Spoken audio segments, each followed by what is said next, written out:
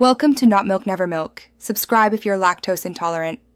You're starting with a worksheet that has numbers stored as text with leading zeros. First, select the column or range. Make sure there are no merged cells. Once done, use text to columns or a simple formula. I'm going to show both.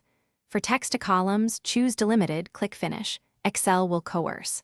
For a formula, use equals value, right, A2, len A2, x, or better technique depending on fixed zero count. Make sure to work on a copy so originals stay intact. This prevents accidental data loss and keeps formatting options flexible. Next, apply the chosen method step by step. If zeros vary, use equals value A2 or equals number value A2. To convert text numbers, these strip leading zeros automatically. If zeros are fixed, use equals right A2 len A2 and then value.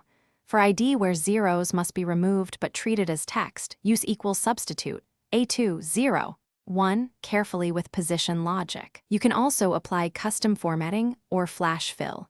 Make sure to copy formulas as values once results are correct to avoid future recalculation. Also document the transformation steps in a hidden column for auditability. Finish by validating every result.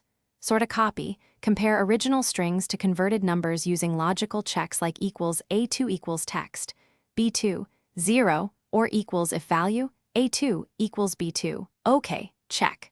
Once done, replace formulas with paste special values and remove helper columns.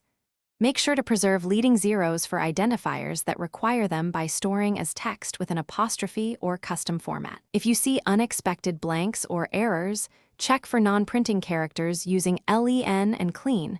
That is the most common troubleshooting tip. Also check the status bar for data type.